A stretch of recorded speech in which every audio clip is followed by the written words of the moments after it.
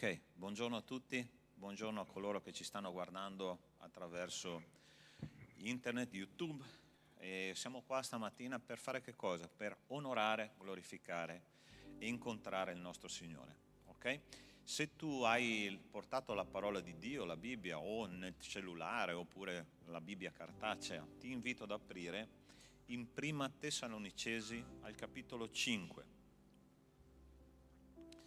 E noi leggeremo due versetti.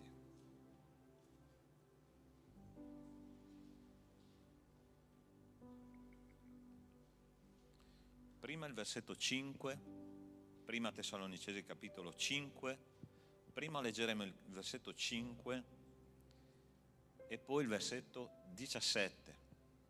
Ok? Questi due versetti sono la chiave di lettura di questo capitolo, molto belli. Il primo definisce chi siamo noi e dice così: perché voi tutti siete figli della luce e figli del giorno, noi non siamo della notte né delle tenebre. Che meraviglioso che è questo versetto. Dio definisce, nonostante la nostra vita sia fallibile, limitata, a volte cadiamo, lui dice: noi siamo figli del giorno. Figlio mio, non avere nessun dubbio, tu fai parte del regno della luce. E se noi andiamo al versetto 17, noi troveremo la naturale conseguenza di quello che noi siamo, che è questo: non cessate mai di pregare, non cessate mai di pregare. È uno dei versetti più corti della Bibbia, che è il risultato e la conseguenza naturale dell'essere figli. Come un bambino piccolo cerca sempre la mano, il volto, la sicurezza del papà e della mamma, noi come figli di Dio dobbiamo cercare in preghiera costantemente il nostro Signore. Questo è quello che mediteremo stamattina, sulla preghiera. Gesù ha detto: pregate, pregate senza fermarvi. Abbiamo necessità di pregare. La preghiera è una delle discipline più difficili della vita cristiana. Perché? Perché ovviamente è la più spirituale. E come noi possiamo fare pratica di questo? Costantemente cercando la faccia di Dio. Ok? Chiudi i tuoi occhi e comincia a pregare con il tuo cuore, anche con la tua mente, ma soprattutto con il tuo spirito, che Lui ti possa guidare questa mattina e parlare alla tua anima. Nostro Dio, nostro Padre, io ti ringrazio perché, Signore, come tuoi figli, la tua parola dice che noi apparteniamo al regno della luce e non al regno delle tenebre. Signore, nel nome di Cristo Gesù, che profondità che ha questo testo biblico. Signore, noi viviamo la nostra vita, a volte, Signore, veramente ci rendiamo conto di quanto radicalmente corrotti noi siamo dal peccato. Ma la tua parola dice che noi siamo figli della luce. Signore, ci vuole fede per afferrare questa verità e noi vogliamo afferrarla, Signore, con tutto noi stessi e dichiarare nel mondo spirituale che noi crediamo nonostante tutto. Signore, vogliamo questa mattina venire alla tua presenza. La tua parola dice che dobbiamo cercare il tuo volto, dobbiamo venire al tuo trono di grazia per essere soccorsi al momento opportuno. A Cristo Gesù, al suo trono di gloria, vogliamo venire questa mattina. Io ti benedico, Signore, e ti lodo, perché sono sicuro, Signore, che tu farai un'opera questa mattina con noi. Adesso, Signore, io ti chiedo che il tuo Spirito possa veramente prendere possesso, Signore, di ogni cosa in questa sala di culto. Il cuore di tutti noi, Signore, principalmente la mente. Ti chiedo di liberare. Se c'è qualche velo spirituale sulla mente, Signore, di qualcuno, ti chiedo di togliere nel nome di Cristo Gesù. E ti prego, Signore, di benedire l'area, Signore, tecnica, strumenti, voci. Ancora una volta, Signore, ti chiedo che tu possa benedirla e proteggerla, perché questo è importante anche perché il tuo messaggio arrivi. Signore, grazie per tutti coloro che sono qua, benedici coloro che stanno arrivando, Signore, ma non permettere che nessuno resti privo, Signore, di pane fresco che viene dal cielo. Te lo chiedo nel nome di Cristo Gesù. Amen. Possiamo alzarci in piedi? Sei pronto per adorare il Signore? Ok? Che il Signore ci benedica in questo tempo di lode e di adorazione.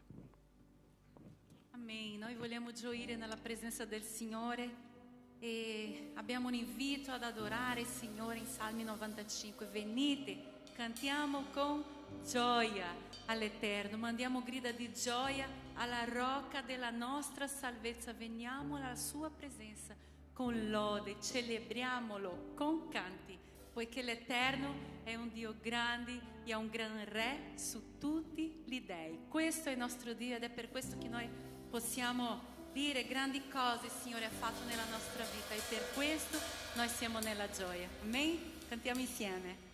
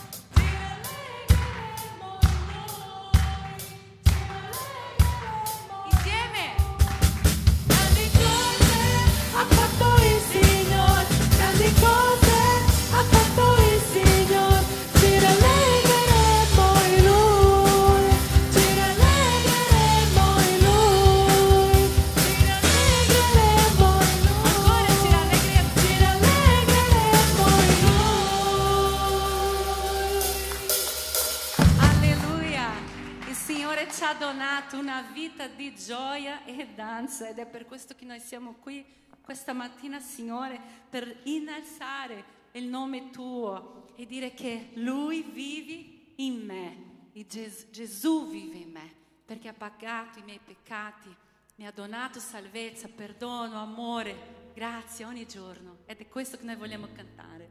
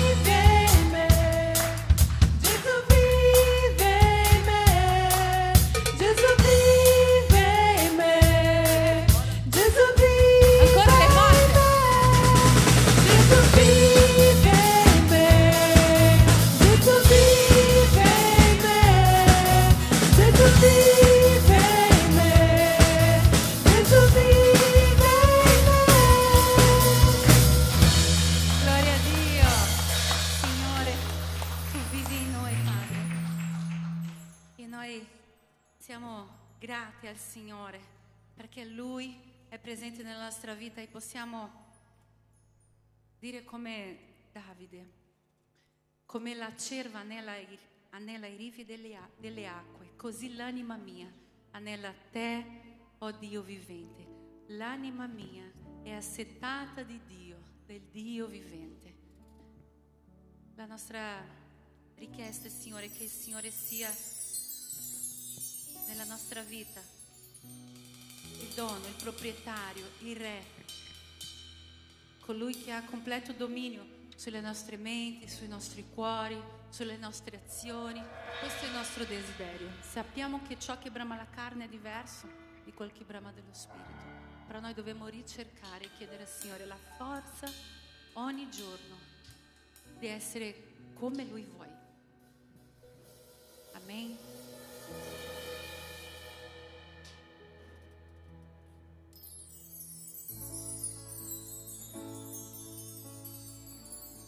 Sia re del mio cor, la roccia che percorrerò, la fonte in cui berrò. Lui è il nostro canto. E questa possa essere la preghiera del tuo popolo, Signore, questa mattina, Padre. Sappiamo che in te non c'è delusione, tu puoi ogni cosa in noi. Nel tuo nome ti chiediamo, Signore.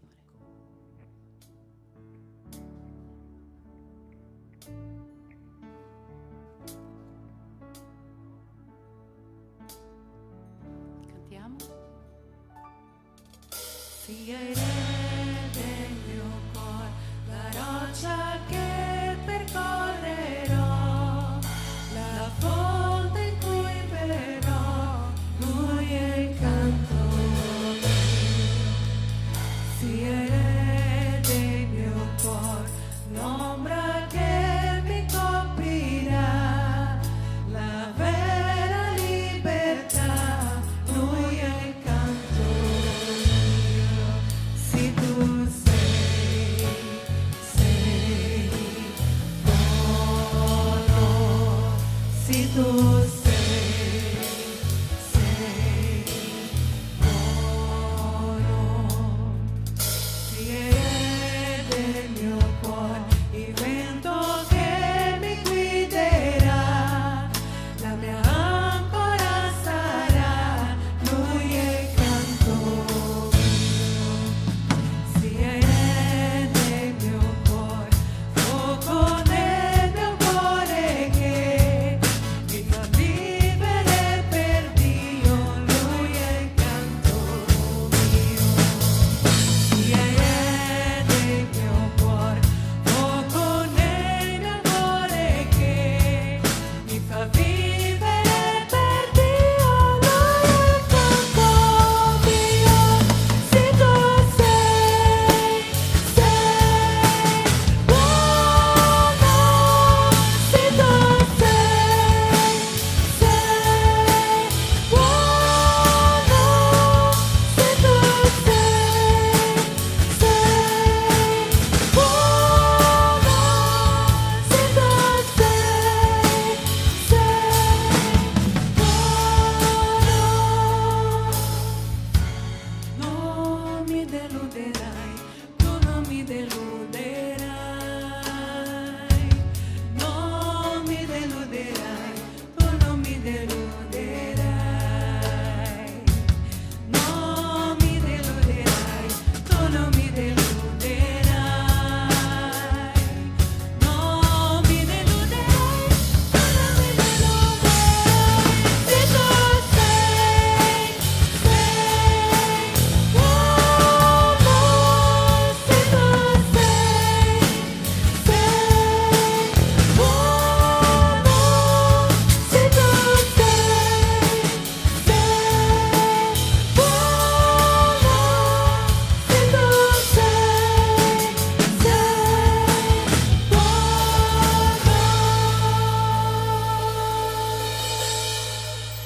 Gloria al tuo nome, Signore. La tua parola dice che non c'è delusione in te, Signore.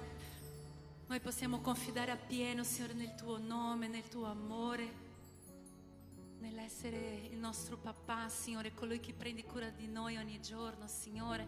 Noi possiamo confidare a te, Signore, tutto quello che si passa in noi, Signore, nei nostri cuori, Signore. Grazie, Signore, perché tu sei sempre presente, Signore. Sei a distanza di una preghiera, Padre. Possiamo dire con piena fiducia, Signore, che tu ascolti, Signore, quando noi preghiamo, Padre. Noi ti ringraziamo, Signore, perché sei un Padre, Signore, sempre molto attenzioso, Signore. Sei lì che ci aspetta ogni giorno, Signore, per parlare con noi, Signore. Tante volte, a volte noi siamo figli che stiamo negligenziando, Signore, questo momento così importante, Signore, di stare con te. Ma noi ci mettiamo qui davanti a te, Signore, la tua Chiesa si mette qui davanti a te, Signore. Vedere che noi siamo qui, Signore, e abbiamo bisogno di ascoltare la tua voce, Signore. Abbiamo bisogno ancora di imparare da te, Signore. Abbiamo bisogno, Signore, di sentire soprattutto, Signore, la tua presenza in noi, Signore. Ascoltaci, Signore, in questa mattina, Signore, nel tuo nome, Gesù. Amen. Salmi 145, 18. L'Eterno è vicino a tutti quelli che lo invocano, a tutti quelli che lo invocano in spirito, in verità. E li soddisfa i desideri di quelli che lo temono, odi il loro grido e li salva. Com'è bello pensare che il Signore ci ascolta, vero? A volte noi non chiediamo le cose, ma il Signore ci ascolta. Il più bello di tutto questo è che anche se a volte noi non diciamo quelle parole, il Signore ascolta il nostro cuore, e quello è più bello ancora. Lui sa esattamente quello che si passa dentro di noi. Ed è così, a volte anche senza spiegazione, poter inginocchiarsi o poter sedersi e arrendersi soltanto alla presenza del Signore, sapendo che il Signore conosce il nostro cuore e sapendo che Lui sa quello che si passa nella nostra mente. Tutto ciò a distanza di una preghiera, diciamo così.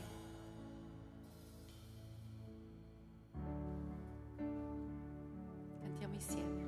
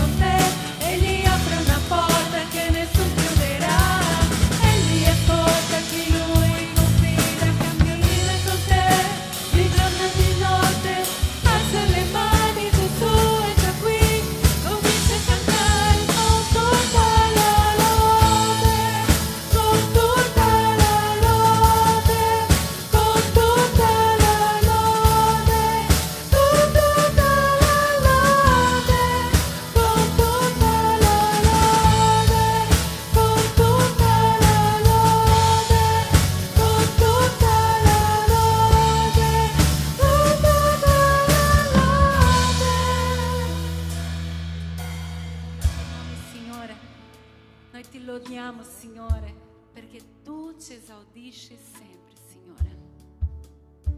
Grazie, Padre, perché Tu sei un Padre amorevole e ascolta, Signore, il Tuo popolo, Padre. Grazie, parli ancora ai nostri cuori, Signore, tramite la Tua parola, Signore. Vogliamo uscire di qui questa mattina pieni di Te, Signore, pieni della Tua parola, Signore, per produrre frutti ovunque possiamo andare, Padre, durante la settimana. Signore, benedici la Tua Chiesa nel Tuo nome, Gesù. Amen.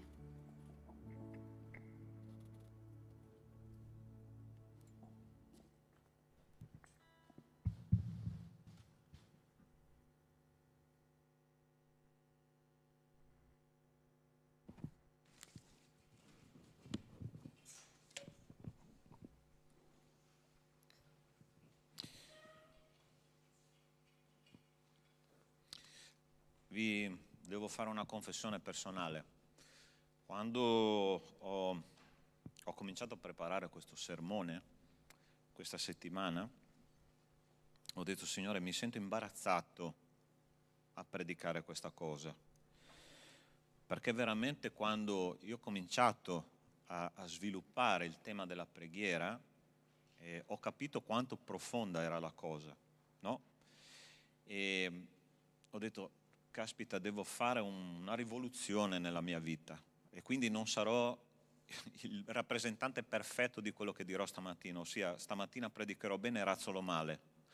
Quindi sto cercando di sistemare la mia vita sulla base di quello che vi dirò stamattina, e spero che questo sentimento sia in ciascuno di voi questa mattina, dopo che avremo ascoltato che cosa la parola di Dio ha a fare. La prima cosa che mi colpisce quando il Signore parla della preghiera, Luca 18,1 dice: propose loro ancora questa parabola per mostrare che dovevano pregare sempre e non stancarsi. Ossia, la prima cosa che impariamo dalla preghiera è che la stanchezza non è prevista, ok? Ossia, il credente, il cristiano vero deve essere come quel bambino che cerca costantemente la mano del suo papà, cerca costantemente il volto del suo papà, cerca costantemente la presenza sicura del papà, delle braccia del papà nelle situazioni della vita. E questa parabola che Gesù racconta, che è la parabola del giudice iniquo, chi se la ricorda, finisce con: ma sarà che quando il figlio tornerà troverà fede sulla terra. Ossia, se noi preghiamo senza stancarci, significa che siamo pronti per il ritorno di Cristo. Viceversa, non sarà così, ok? Quindi questo è soltanto l'introduzione, vi lascio immaginare il resto, ma preghiamo prima di predicare la parola di Dio, ok? Chiudi i tuoi occhi, comincia a parlare col tuo Signore.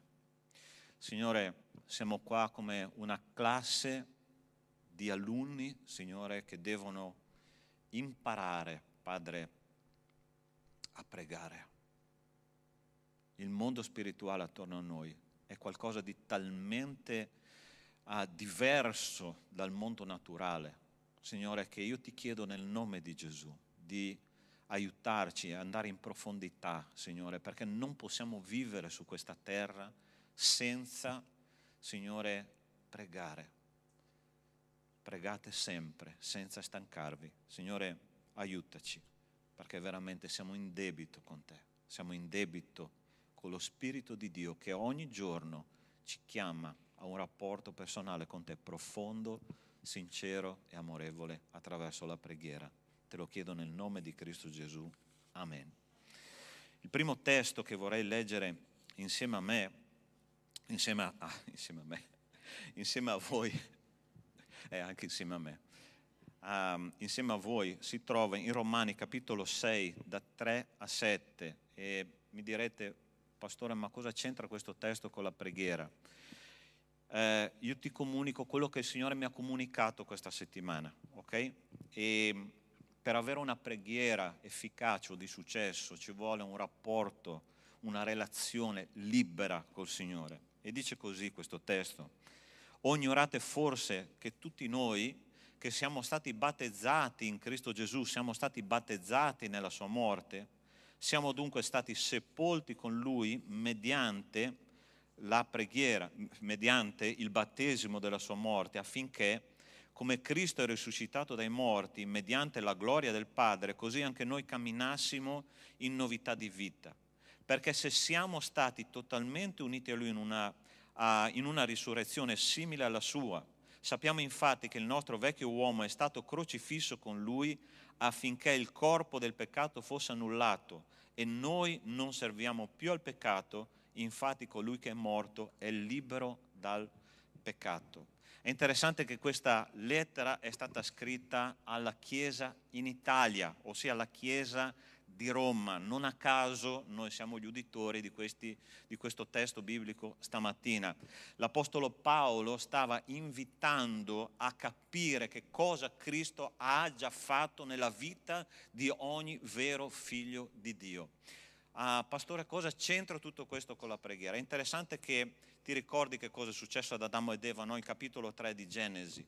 Il primo atto religioso che noi abbiamo vissuto come umanità in Adamo ed Eva e continua fino ad oggi è stata la foglia di fico, ossia appena loro hanno peccato, il primo atto che loro hanno fatto, sono andati a nascondersi, si sono messi una foglia di fico e dichiaravano praticamente: Signore, è tutto a posto. Continuavano ad avere una relazione con Dio, ma non era più una relazione vera e propria, ma era una religione. Non una relazione, ma una religione, perché continuavano ad avere un rapporto personale con Dio, ma era un rapporto personale interrotto da una foglia di fico. Ossia, che cosa ha a che fare questo con la preghiera? Cari miei, a volte noi facciamo esattamente così, noi siamo consapevoli di essere dei profondi peccatori, dei peccatori radicali, e continuiamo ad avere quella foglia di fico davanti a noi. Ossia, non avete notato come noi preghiamo, per esempio, nelle nostre assemblee o insieme ai nostri fratelli? Sono preghiere molto formali, molto meccaniche, a volte molto fredde. E il Signore ci dice invece in questo testo biblico che noi siamo nuove creature, create in Cristo Gesù, perché la preghiera, cari miei, se tu vai a leggere tutto l'Antico Testamento, sembra più un mercato da parte degli uomini di Dio. Mosè faceva mercato con Dio. Ti ricordi quando lui ha detto: Signore, se esistono 50 giusti in Sodoma, non risparmierai tu quella città, e se ne esistono 30, se ne esistono 10. Stava facendo un contratto con Dio attraverso la preghiera. E la parola di Dio dice che Mosè entrava nella tenda e guardava tu per tu, faccia a faccia, il Signore. A un certo punto il popolo di Israele ha peccato. Ti ricordi quando hanno fatto i 2 vitelli d'oro là nella valle, quando lui era sul monte? Che cosa ha fatto Mosè? Signore, calma la tua ira, pentiti del male che stai facendo con Israele. Ossia, la preghiera che lui stava facendo era qualcosa di talmente intimo e talmente familiare che quando io leggo queste preghiere dico: Signore, quanto dobbiamo cambiare il nostro modo di pensare, ma soprattutto quanto dobbiamo cambiare il nostro modo di pregare. E sai che cos'è che ci limita? Il fatto che ancora non abbiamo capito che noi siamo morti in Cristo Gesù e siamo risorti in Cristo Gesù, abbiamo il diritto di stare davanti al trono di Dio. Amen, Chiesa. So che stamattina è andato una ora avanti, ma coraggio, perché queste sono verità veramente importanti che noi dobbiamo afferrare. Guarda che termine che usa questo testo biblico. Guarda che cosa dice la parola di Dio. Dice: siamo stati battezzati nella sua morte, siamo sepolti con Lui, totalmente uniti, crocifissi con Lui, ed è una cosa che è già avvenuta. Io e te, caro mio, stamattina dobbiamo fare una decisione, ok? E vorrei, dopo questo testo biblico, fermarmi e pregare insieme a te. Dobbiamo prendere la decisione di credere esattamente a quello che la parola di Dio dice, che noi siamo morti con Cristo, sepolti con Lui, battezzati nella sua morte e risorti insieme a Lui. Questo ci dà la libertà di essere figli di Dio e la libertà di avere una preghiera intima con Lui, come un familiare, come il nostro papà celeste. È questo che noi dobbiamo fare, cari miei. Adesso ci fermiamo un minuto, io voglio pregare insieme a te perché questo miracolo possa avvenire nel tuo cuore. Sai perché? Perché da ora in poi, caro mio, io e te vogliamo avere un rapporto personale con Cristo in preghiera, intimo, come una vera famiglia che discute a tavola di cosa sono le sorti di questo mondo. Tu vuoi questa cosa? Sì? Tu vuoi smettere di pregare meccanicamente al tuo Signore? Tu vuoi avere un rapporto di fiducia, di amicizia, di intimità con Dio, allora prega insieme a me, ok? Ci fermiamo un minuto. Non faccio mai questo, ma il Signore mi ha invitato a farlo questa mattina, ok? Chiudi i tuoi occhi e chiede al Signore in questo momento: papà, Signore Gesù, accompagnami, Signore, per mano al tuo trono. Signore, io voglio guardarti negli occhi ed essere come quell'uomo di preghiera che è stato Mosè, quell'uomo di preghiera che è stato Abramo e tanti altri uomini, Daniele, Esdra, Neemia, che hanno avuto un rapporto con te. Signore, stai governando questa terra, Signore, quest'Italia che sta soffrendo, Signore, perché non conosce il tuo nome. Signore, io ti chiedo nel nome di Cristo Gesù di chiamare tante anime, Signore, a te. Ma tu vuoi usare noi. Le persone fuori non vogliono vedere una religione. Religioni ce ne sono tante. Vogliono vedere dei tuoi figli liberi di parlare con te, Signore. Aiutaci a essere quel popolo che entra nella tua presenza con tanta dolcezza, tanto amore, tanta misericordia, Signore. Come tu sei il volto di un padre, noi vogliamo vedere il nostro Papà Celeste. Nel nome di Cristo Gesù. Amen. Una relazione libera con Cristo. Per pregare bisogna avere una relazione libera con Cristo. Ma non soltanto questo, per avere una preghiera efficace, noi dobbiamo pregare nel suo nome. Dice Gesù in due testi biblici che si trovano tutti e due nel Vangelo di Giovanni, e dice così: e quello che chiederete nel mio nome lo farò affinché il Padre sia glorificato nel Figlio. Guarda che cosa interessante. Quello che chiediamo nel nome di Cristo, Dio lo fa e il Padre sarà glorificato, ossia nella tua preghiera, nella tua risposta di preghiera, il Signore viene glorificato. A volte noi ci sentiamo come dei disturbatori di Dio, no? Ma Dio dice: guarda, se tu mi chiedi la cosa giusta, il Padre mio sarà glorificato attraverso la risposta di preghiera. Se mi chiedete qualcosa nel mio nome, io la farò. Secondo testo, Giovanni 16,24: fino ad ora non avete chiesto nulla nel mio nome. Chiedete e ricevete affinché la vostra gioia sia completa. Qua troviamo il motivo, lo scopo della preghiera, ossia il primo è che glorifica il Padre, il secondo è che noi ci dà gioia, ok? Cristo ha lamentato i suoi discepoli che non avevano ancora chiesto niente nel suo nome. Prendila come una lamentela che Gesù sta facendo a me e a te stamattina. Vuoi chiedere qualcosa nel mio nome, per favore, affinché io sia glorificato e affinché tu provi una gioia soprannaturale nella tua vita? Guarda che invito che ci fa il Signore stamattina. Allora sta attento, perché loro non avevano potuto fino a quel momento lì chiedere nulla nel suo nome, come denuncia il Signore Gesù? La prima cosa, a Cristo non avevano ancora chiesto niente, perché Cristo non era ancora salito al Padre, va bene?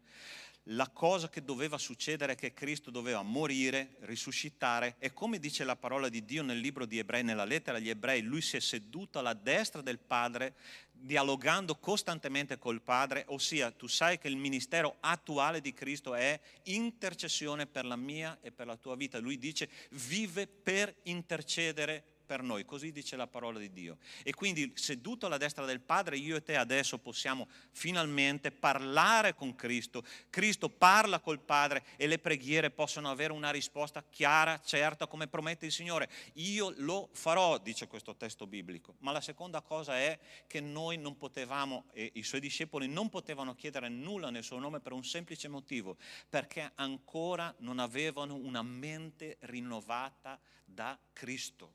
La parola di Dio dice fino a Pentecoste era Antico Testamento, ok? Stai attento a quello che ti dico. I Vangeli sono messi nel Nuovo Testamento, ma fino a che non c'è la morte di un testatore non può cominciare un nuovo Testamento, quindi fino a Pentecoste la Chiesa si trovava, ossia il popolo di Israele si trovava nell'Antico Testamento. Da lì in poi è cominciato il Nuovo Testamento e c'è una novità nel Nuovo Testamento, che a differenza dell'Antico Testamento lo Spirito Santo sarebbe stato nel credente, nella persona, nel cuore, costantemente, senza mai uscire, perché tu sai che nell'Antico Testamento lo Spirito Santo entrava e poteva uscire per due motivi: o perché l'opera era finita oppure perché la persona peccava. Non a caso Salmo 51,5 che cosa dice? Il re Davide dice: non togliermi lo Spirito tuo Santo, perché Davide sapeva che attraverso il peccato lo Spirito Santo sarebbe uscito. Ma è interessante che quando lo Spirito Santo resta dentro di noi, la parola di Dio dice che è un sigillo. Noi possiamo fare richieste che il Signore approva, perché? Perché vengono non da noi stessi, ma vengono dallo Spirito Santo di Dio. Ma noi dobbiamo avere una mente rinnovata dal lavoro dello Spirito Santo di Dio. Sai che cosa dice Romani 8,26? L'Apostolo Paolo dice: noi non sappiamo come pregare. Ma va, che novità! Noi non sappiamo, l'Apostolo Paolo dicendo: noi non sappiamo come pregare. Sai perché lui dice così? Basta che tu fai un passo indietro nella lettera precedente, che è la seconda lettera ai Corinzi, che viene poco prima della sua esperienza con la Chiesa di Roma. Sai perché? Ti ricordi cosa dice seconda Corinzi capitolo 12? Dice che Paolo aveva una spina nella carne. Ti ricordi questo testo biblico? Aveva probabilmente una malattia agli occhi, ok? Da quello che dicono gli storici, ma non lo sappiamo con certezza. E che cosa lui fa in preghiera in quel capitolo? Lui dice: Signore, toglimi questa spina, perché io sono un missionario, perché ho bisogno di vedere, ho bisogno di viaggiare, ho bisogno di guardare le persone in faccia, ho bisogno di questo. L'Apostolo Paolo, il più spirituale uomo di Dio che c'era in quell'epoca, e il Signore gli dice, dopo 3 volte che lui ha pregato: Paolo, non posso toglierti questa spina, perché se io te la tolgo tu ti insuperbisci. Hai capito la differenza tra pregare nel nome di Cristo e pregare attraverso la carne? Ci sono delle preghiere così assurde che noi dobbiamo fare, che nella nostra mente umana non entrano queste cose, ma il Signore ci dice: se tu preghi con la mente di Cristo, se tu preghi nel nome di Cristo, io rispondo, perché questo porta gloria a me e porta gioia a te. E l'Apostolo Paolo finisce quel capitolo di 2 Corinzi, capitolo 12, dice: perciò io mi glorierò in debolezze, perché quando sono debole allora sono forte. Allora pregherò così stamattina: Signore, fai venire un sacco di problemi nelle vite dei miei fratelli, così saranno tutti gioiosi. Ma questa, fratelli, è la preghiera matura. Questa è la preghiera nel nome di Cristo, questa è la preghiera per la gloria di Dio, e questa è la preghiera per la tua gioia, per la mia gioia. Non sempre quello che noi chiediamo, nella maggior parte delle volte, lasciatemi dire, quello che noi chiediamo è secondo il nome di Cristo. Assolutamente no. Assolutamente no. Perché noi dobbiamo essere rinnovati nella nostra mente, dobbiamo chiedere nel nome di Cristo. Il Signore ci dice: io lo farò. Sai che cosa vuol dire pregare nel nome di Cristo? 2 cose. Primo, pregare come Cristo pregherebbe, la stessa cosa. Seconda cosa, pregare facendo intervenire il nome di Dio, ossia la personalità di Dio, direttamente nella situazione. Ok? Che cosa facciamo noi di solito? La prima cosa che noi facciamo, fratelli, questa settimana per me è stata una settimana interessante, mia moglie è testimone. Problemi con la caldaia, problemi con le tapparelle elettriche, problemi, dico, Signore, un sacco di robe, dico, cosa faccio? E vado là, no? Io come mi sono messo nella testa, sarò un tecnico elettrico, sarò un tecnico della caldaia, sarò... E il Signore a un certo punto mi ha detto: hai pregato? E la prima cosa che ho fatto, dopo che ho capito di aver sbagliato, ho pregato. E che cosa è successo? La caldaia si è sistemata da sola, le tapparelle si sono sistemate da sole. E ho detto: Signore, cosa succede? Caro mio, mi ha detto il Signore, sei in una battaglia spirituale. Fermati e chiedi le cose nel mio nome. Io chiedevo al Signore la capacità di risolvere i problemi. Sai che cosa dovevo pregare? Signore, prendi tu in mano la situazione.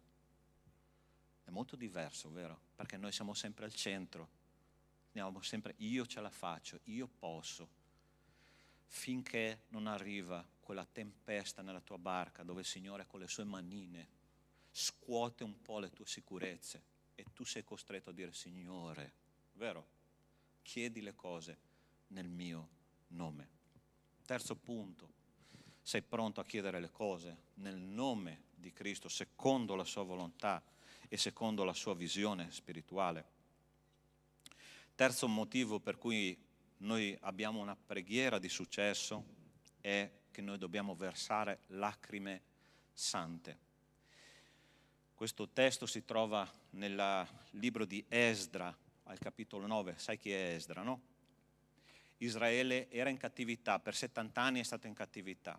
Dopo 70 anni stava tornando in patria e Dio ha usato 3 uomini fondamentali per ricostruire non solo il popolo, non solo la città, ma anche il Tempio. Ossia, Esdra è stato il secondo uomo che è tornato in patria. Lui aveva la responsabilità di ricostruire la moralità di un popolo, no? Allora, sta attento che cosa succede. Le famiglie ebraiche erano mescolate con tutti i popoli, no, che erano vicini, i Cananei, i Tiri, i Sidoni, insomma erano delle famiglie completamente prese dall'idolatria, ok? Voi sapete che il popolo di Dio doveva essere puro, ma soprattutto puro spiritualmente, va bene? E Esdra, che era uno scriba che aveva passato la sua vita praticando e studiando la legge di Dio, quando arriva nella sua terra e vede tutto questo caos morale, questo caos spirituale, qualcosa succede nel suo cuore e vorrei condividerlo con voi stamattina. E dice così: quando queste cose furono finite, i capi si avvicinarono a me dicendo: il popolo di Israele, i sacerdoti e i leviti non si sono separati dai popoli di questi paesi, ma imitano le abominazioni dei Cananei, degli Ittiti, dei Ferezei, dei Gebusei, degli Ammoniti e dei Moabiti e degli Egiziani e degli Amorei. Infatti hanno preso le loro figlie come mogli per sé e per i propri figli e hanno mescolato la stirpe santa con i popoli di tutti questi paesi. I capi e i magistrati sono stati i primi a commettere questa infedeltà.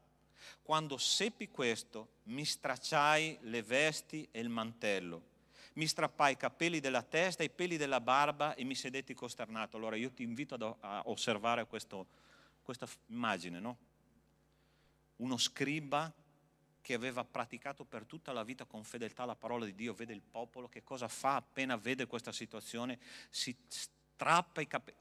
Non so, fratelli, chi è che ha la barba qua? Ok, tu ti puoi immaginare di prenderti i peli della barba e di strapparli? Ossia, quest'uomo stava passando un dolore morale terrificante che non riusciva a controllare perché gli faceva male il cuore. Allora ti faccio una domanda e non devi rispondere a me, ok? È la stessa domanda che mi sono posto io mentre studiavo questo testo biblico. Per cosa piangono i nostri occhi? Per cosa piangono i nostri cuori? Perché generalmente noi siamo disperati quando abbiamo una situazione personale, vero o no? Siamo sinceri, sì o no? Ok. Ma quando noi vediamo là di fuori, no? Che ci sono delle situazioni che non hanno né capo né coda, ok? Il popolo si prostituisce. Tu sai che negli ultimi anni è uscito uno spirito di prostituzione spirituale che sta seducendo tutto il mondo. Qualche anno fa ancora non esisteva la filosofia gender, ok? Praticamente non esisteva. Nel giro di pochissimo tempo, pochissimi anni, tutti i popoli di tutta la terra stanno mettendo nella Costituzione degli Stati questa caspita di teoria, di teologia, chiamiamola un po' come vogliamo, che sta facendo disastri nei nostri giovani. sta facendo danni in tutte le nazioni, stanno lasciando fuori Cristo dalle nazioni e stanno mettendo uno spirito di prostituzione dentro nelle leggi di tutti gli stati. Voglio dire, è uno spirito di prostituzione, ma noi, fino a che non ci tocca personalmente, quante lacrime abbiamo versato per questo? Sto dicendo lacrime, non sto dicendo preoccupazione, non sto dicendo mi do pensiero perché ho un figlio piccolo, non sto dicendo questo, sto dicendo quante lacrime abbiamo versato per questo. Ci stiamo identificando con le necessità della società, perché Esdra ha visto il suo popolo e non ce la faceva trattenere il suo dolore morale. Voglio dire, fratelli, siamo diventati veramente egoisti, vero o no? Diciamoci la verità. Quando noi entriamo nel mondo spirituale, è questo che ci deve preoccupare. Ci sono persone con le catene invisibili del nemico là fuori, che vanno tranquille, libere, gioiscono della loro vita. Ma noi che vediamo che cosa stiamo facendo, noi che vediamo che cosa ci stiamo veramente strappando le vesti, ci stiamo veramente disperando perché quelle persone non conoscono Cristo. Questo uomo di Dio ha visto la situazione spirituale del suo popolo, ha cominciato a piangere, ha cominciato a strapparsi la barba e i capelli, ha detto: Signore, che cosa dobbiamo fare? Dacci una risposta, perché queste persone vanno all'inferno. Ma lui non si è fermato lì. Guarda che cosa lui fa, perché non è solo questo. Mio Dio, io sono confuso e mi vergogno, mio Dio, di alzare a te la mia faccia, perché le nostre iniquità si sono moltiplicate fino sopra la testa. La nostra colpa è così grande che giunge al cielo. Lui non si è strappato le vesti dicendo: io sono lo scriba, io sono uno che ha praticato la legge tutta la vita. E sai che cosa lui dice? Le nostre iniquità. Tu ti stai identificando con il tuo popolo, dove tu sei. Perché se questo non succede, non può esserci nessun effetto spirituale nella preghiera. È interessante, questa settimana davanti a casa mia è passato un gregge di pecore, no? E ovviamente un pastore che vede un gregge di pecore con un pastore davanti dice: adesso mi metto a osservare, ma proprio da pochi metri da casa mia. Esco fuori dalla casa e una cosa mi ha impressionato. C'era una pecora, aveva appena partorito 2 agnelli, ok? Appena partorito, erano ancora sporchi di sangue, di liquido amniotico, erano prostrati per terra. Il gregge stava quasi per calpestarli. È arrivato il pastore, ha preso questi 2 agnelli, li ha spostati mentre il gregge passava, ha preso la mamma, li ha portati fuori dal gregge, ha messo gli agnellini vicino alla mamma e lui, è finito questa operazione, era tutto sporco di sangue, di liquido amniotico, probabilmente non profumava di Chanel numero 5, ok?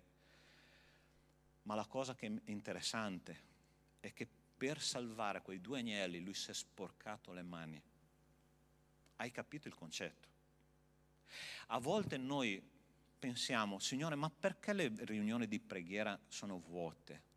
Sai perché?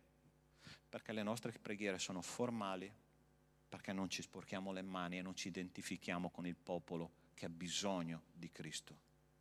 Quel pastore ha preso quelle 2 pecore, non si è interessato di sporcarsi, ma lui doveva salvare 2 vite che erano appena venute alla luce. Così dobbiamo fare, fratelli. Non è compito solo del pastore, perché a quanto mi pare, no?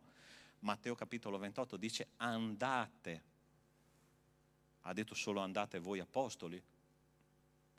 Predicate, battezzate, fate discepoli, ossia andate a prendere questi agnelli sporchi di sangue che stanno per essere calpestati, ma siamo noi che dobbiamo uscire da questo ciclo vizioso del nostro egocentrismo estremo. Quest'uomo ci dà la dimostrazione che lui si metteva in mezzo al popolo e diceva: Signore, le nostre colpe, io sono uguale a loro, solo che tu mi hai salvato. le nostre colpe. Ossia, mettiamoci in mezzo alle persone, usciamo in mezzo al popolo. Sai che qual è il compito di un pastore? Il pastore è vivere in mezzo alle pecore, prendere l'odore delle pecore e vivere insieme a loro. Ciascuno di noi ha la responsabilità di essere pastore di qualcun altro. Fate discepoli significa prendi un'anima e riproduci il modello che io ti ho insegnato. E guarda cosa succede, qual è l'effetto di questa preghiera fatta con lacrime. Mentre Esdra pregava e faceva questa confessione piangendo e prostrato davanti alla casa di Dio, si radunò intorno a lui una grandissima folla di israeliti, uomini, donne, bambine, e il popolo piangeva a dirotto. Quando una persona ha deciso di fare una riforma spirituale nella sua vita, tutti si sono raccolti attorno a lui. Perché? Perché Dio stava usando quella persona per fare un risveglio spirituale. Ti faccio una domanda: vuoi essere un agente di un risveglio spirituale nella tua Treviso? Sì o no? Mamma mia, solo un amen qua sulla sinistra. Pastore, non voglio pagare il prezzo. Tranquillo, non c'è nessun problema. Ma basta uno che dica: Signore, io voglio spendere lacrime per questo popolo, perché noi vogliamo vivere una vita tranquilla, vero? Non vogliamo soffrire per gli altri, perché già ne abbiamo troppe per noi, vero o no? Problemi di salute, problemi di finanza, problemi con la famiglia, problemi con i figli, problemi col marito, problemi con la macchina, problemi.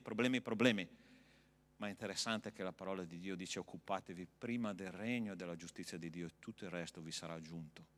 Se io mi occupo delle cose di Dio, Dio si occupa delle mie. E ultimo, per avere una preghiera di successo dobbiamo avere una santa insistenza davanti a Dio. Guarda cosa dice questo episodio della vita di Gesù. Partito di là, Gesù si ritirò nel territorio di Tiro e Sidone, ed ecco una donna cananea di quei luoghi venne fuori e si mise a gridare: abbi pietà di me, Signore, figlio di Davide. Mia figlia è gravemente tormentata da un demonio. Ma egli non le rispose parola. E i suoi discepoli si avvicinarono e lo pregavano dicendo: mandala via perché ci grida dietro. Ma egli rispose: io non sono stato mandato che alle pecore perdute della casa di Israele. Ella però venne e gli si prostrò davanti dicendo: Signore, aiutami. Gesù rispose: non è bene prendere il pane dei figli per buttarlo ai cagnolini. Ma ella disse: dici bene, Signore, eppure anche i cagnolini mangiano delle briciole che cadono dalla tavola dei loro padroni. Allora Gesù le disse: donna, grande è la tua fede, ti sia fatto come tu vuoi. E da quel momento sua figlia fu guarita. Questa donna che era una cananea, ossia la donna di cui il popolo abbiamo letto prima nel libro di Esdra, ok? Pratiche abominevoli. Se c'era una società che invertiva i valori erano proprio i cananei. Dio li ha scacciati dalla terra di Israele per darla al suo popolo, ok? Ma questa donna aveva riconosciuto in Gesù che era la soluzione del suo grande problema. Lei arriva da Gesù. La prima cosa, Gesù sta in silenzio, ok? Ti è mai capitato che tu preghi e Cristo sta in silenzio? Ti è mai capitato? Solo a me. E a un certo punto noi cosa ci viene da fare? Molliamo. Signore, vuol dire che non è la volontà, vuol dire che non mi ascolti, vuol dire che non è. Ma questa donna ha detto: io continuo. E arrivano i suoi discepoli, questi benedetti, no? Signore, mandala a casa. Loro erano specialisti di mandare a casa le persone. Ti ricordi anche con la moltiplicazione dei pani e dei pesci? Signore, hanno fame, ma mandali a casa che così possono andarsi a prendere da mangiare. Loro in realtà non stavano pensando loro, stavano pensando che avevano 5 pani e 2 pesci e bastavano per loro. Ok? Mandala a casa, perché questa è una donna cananea, non ne vogliamo sapere, è un'idolatra, mandala via. E alla fine, ciliegina sulla torta, questa donna si butta per terra e Gesù gli dice una roba che io non so se l'avesse detta a me, ok? Donna, io sono stato mandato per le pecore, ma i cagnolini non sono previsti nei miracoli. Ossia, questa donna in poche parole si è sentita dire del cagnolino. Va bene? Tu sai che in Israele il cane era un animale impuro, no? Ma attento, Gesù non ha offeso questa donna. Sai perché? Perché lui esprimeva quello che i suoi discepoli pensavano. Lui stava dicendo: i miei discepoli, in poche parole, i miei discepoli dicono che sei un cagnolino. Cosa devo fare io con te, che io sto cercando delle pecore? Ma quella donna ha detto: tu sei la mia soluzione. Tu sei la mia soluzione. Non ho altro, ok? E io ho bisogno di una risposta da parte tua. Sai che cosa vuol dire questo? Resta lì nella preghiera finché Dio non ti risponde. Non allontanarti, perché quello è il tuo posto. Perché nel momento in cui tu preghi, Dio rimane Dio e tu ti senti veramente uomo. C'è una psicologia molto interessante nella preghiera, perché quando noi andiamo nella presenza di Dio e diciamo: Signore, solo tu sei capace, noi ci abbassiamo e il Signore risponde, perché Lui lo mettiamo al suo posto. Tante volte nei Salmi la parola di Dio dice: fermatevi e riconoscete che io sono Dio. Ed è questo esattamente che ha fatto questa donna. Si è fermata e ha detto: Signore, sei tu la mia risposta, sei tu che mi darai la soluzione del mio problema, non c'è nessun altro. Ma tu devi arrivare a quel punto di non smettere di pregare, di non stancarti di pregare, perché come abbiamo detto all'inizio, la stanchezza nella preghiera non è prevista. Non è prevista. Continua a stare lì, perché il Signore ti risponderà assolutamente. Io non so te, ma dopo che ho preparato questo sermone, come ho detto, Signore, devo cambiare tante cose nella mia vita di preghiera, tante. Ma io so che se cambierò sulla base della tua parola, le risposte cominceranno a arrivare. Allora, alza la tua mano e ti chiedo una cosa. Hai una risposta di preghiera che ancora non è arrivata nella tua vita? Alza la tua mano. Ok. Hai capito il messaggio di stamattina? Devi avere un rapporto libero col Signore, basato su Romani capitolo 6. Seconda cosa, devi chiedere le cose nel nome del Signore, secondo la sua volontà e non secondo il tuo pensiero umano. Ok? Terzo, devi versare lacrime sante e identificarti con il bisogno delle persone che sono vicino a te, fuori nel mondo, che non conoscono Cristo. E ultima cosa, una santa insistenza nel trono di Dio, perché Lui risponderà. Dio risponde ai Suoi figli. Se tu sei un vero figlio di Dio, Lui risponde. Per forza di cosa? Dio non lascia senza risposta. Abbiamo cantato, no? Dio non rifiuta la preghiera, ma ha bisogno di un combattente come te, perché possiamo andare avanti e entrare nel mondo spirituale. Possiamo pregare adesso?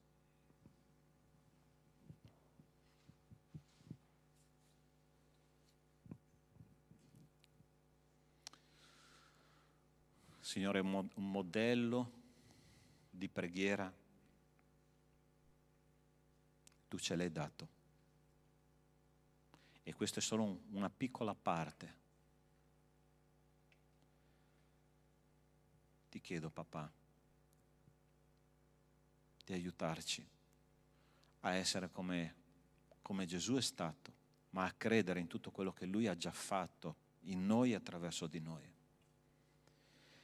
Grazie, Signore, per questo strumento straordinario che è parlare con te.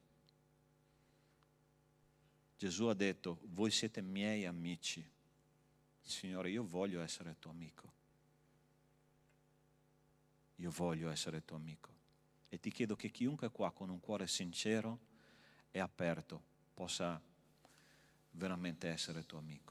Grazie, Padre, per tutti quelli che sono qua stamattina. E ti chiedo, Signore, che questo seme che è stato gettato stamattina in terreno, che non sia un terreno duro, che non sia un terreno tra le spine, che non sia un terreno tra le rocce, ma che sia un terreno che porta frutto al 30, al 60 e al 100%.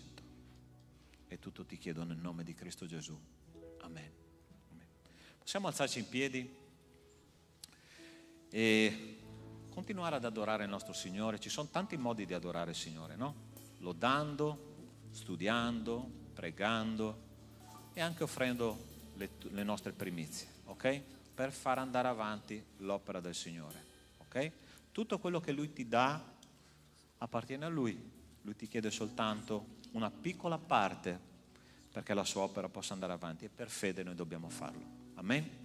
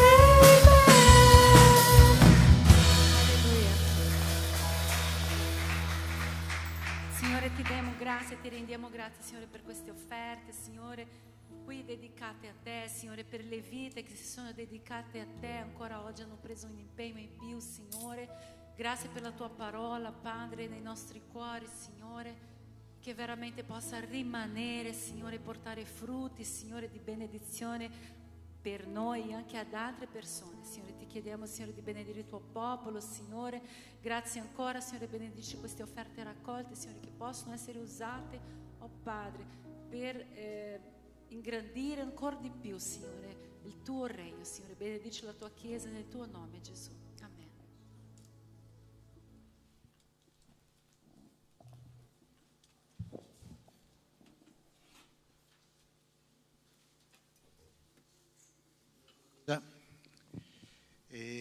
Vorrei prendermi un attimo di tempo per insistere un pochino sulla vostra partecipazione all'associazione. Senza l'associazione non possiamo fare tante delle cose che noi stiamo facendo durante la settimana, come per esempio il gruppo di patchwork, i corsi di pittura, i corsi di canto e altri nuovi corsi che forse avrete potuto vedere anche su Facebook, che stiamo preparando e andremo ad iniziare con il prossimo mese. Per cui veramente vi esorto a iscrivervi a questi corsi e anche all'associazione, in modo da poter portare avanti sempre di più e sempre meglio tutte queste nostre attività e propagare anche il nome della nostra Chiesa, soprattutto al di fuori, tra i nostri amici, tra i nostri conoscenti. Grazie. Ok, solo per rinforzare questo annuncio. Allora, cosa succede? Questo locale che noi stiamo usufruendo è praticamente affittato a nome dell'associazione, non a nome della Chiesa. L'associazione di conseguenza ce lo passa, no, se così possiamo dire, no, in subaffitto, ossia ce lo concede. Quindi tutte le attività che si fanno qua dentro sono basate sulla esistenza della nostra associazione, che è l'associazione Agape. Okay? Quindi che cosa veramente Walter ha proposto? Ha proposto di iscriversi a questa associazione perché? Perché attraverso i fondi che noi riceveremo attraverso l'iscrizione all'associazione, che sono 15 euro l'anno, ok? Tu riceverai il tuo tesserino, noi possiamo fare avanzare tutto quello che l'associazione si propone di fare, ossia principalmente pensare alle persone che stanno di fuori e che non conoscono ancora il Signore, ok? Così possiamo invitarle, possiamo fargli fare un sacco di attività come già stiamo facendo per la gloria del Signore, ok? Un altro annuncio rapido: stanno cominciando i corsi già ad aprile, corso sulle piante della Bibbia. Se vuoi dare una parola, vieni Roberta, vieni. Ciao Chiesa. Il 30 di aprile partirà un corso sul mondo vegetale della Bibbia, e dico mondo vegetale e non piante, perché nella Bibbia ho scoperto che vengono nominate delle piante che però non sono piante botaniche. Pensiamo all'albero della vita, non è una pianta, non è una specie botanica, ma è una pianta spirituale. E sono emozionata a presentare questo corso perché è stato un dono del Signore per me in un momento difficile della mia vita, in cui eravamo in pieno Covid e io ho avuto una malattia all'occhio, per cui ho rischiato di perdere l'occhio, sono rimasta cieca, e questo per me mi ha richiesto un guardarmi dentro profondamente. Invece che lasciarmi lì e lamentarmi dei miei mali, il Signore una mattina, mentre ho aperto, lo ammetto per caso, la Bibbia, mi ha portato a leggere dei versetti in cui venivano nominate alcune piante, e io sono naturopata di professione, e lì è stata come una chiamata. Ho sentito in un secondo che mi dovevo occupare di questo, dovevo cercare le piante nella Bibbia. E così per tutto quel tempo che non ero mai stata con la Bibbia in mano nella mia vita, il Signore mi ha tenuto un anno con la Bibbia in mano a cercare tutti i versetti dove le piante venivano nominate, e per me questa è stata una salvezza, è stata la mia vera terapia ai miei mali fisici e anche interiori di quel periodo. E quindi è stato un dono grandissimo che io voglio, come ho ricevuto questo dono, io lo voglio fare per voi e per tutte le persone che potete invitare. Ho fatto una ricerca sulle 206 specie di piante nominate, sono tantissime. Io naturalmente non le ho cercate tutte, perché altrimenti avrei dovuto fare un lavoro di più anni. Comunque in quest'anno sono riuscita a lavorare circa intorno a 50 specie di piante, le più significative, e ho veramente fatto un viaggio dentro le Sacre Scritture. e ho scoperto la bellezza non solo dal punto di vista religioso, spirituale, della fede, ma anche la bellezza storica di questi popoli, il valore culturale, sociale della loro vita. E quindi ho strutturato lo studio parlando dell'aspetto simbolico delle piante, quindi anche con degli accenni proprio legati alle abitudini, usi, costumi dei popoli delle Sacre Scritture, e poi ho aggiunto, fatta molto bene, una scheda fitoterapica, cioè come le piante venivano usate e sono usate tuttora per il benessere, per la salute della persona. Ecco, è venuta una bella dispensa, io vorrei donare questo lavoro e ecco, non è una cosa che io faccio e do a voi, ma vorrei che fosse una cosa che io passo a voi e insieme la rielaboriamo, perché è veramente stata un'esperienza grande per me e io vorrei condividerla con voi durante questi 4 incontri. Quindi insieme parleremo e arricchiremo ancora con le vostre esperienze, le vostre conoscenze, quello che già io ho cercato e che insomma è stato il mio lavoro. Inizia il 30 aprile, avremo 4 sabati, non di seguito, poi vi daremo anche le date, comunque sono già comunicate su Facebook. E vi aspetto, è per tutti, giovani, adulti, uomini, donne. Grazie. Ok, se volete vedere tutte le attività che sta svolgendo l'associazione, aprite la pagina Facebook, c'è un bollettino che parla proprio di queste attività. Probabilmente gli ultimi 2 martedì del mese, non dimenticatevi di aprile, ci sarà il corso sul libro di Apocalisse. Okay? Chi vuole partecipare, ci sono delle dispense anche che poi vi farò vedere, e mettete nel vostro calendario questo martedì sera ultimo e penultimo di aprile, corso di Apocalisse. Ok? Penso che abbiamo detto tutto. Ok, alziamoci in piedi, facciamo una preghiera per chiudere. Nostro Dio, nostro Padre, grazie per il tuo intervento nella nostra sala di culto. Signore, ti ringraziamo per i fratelli e le sorelle che sono qua stamattina e ti chiedo, Signore, che tu possa benedire adesso il nostro ritorno a casa e che l'amore di Dio nostro Padre, la grazia salvatrice di Cristo e le consolazioni dello Spirito di Dio con noi siano e con tutto il popolo di Dio su tutta la terra, da oggi e per sempre. Amen. Buona settimana.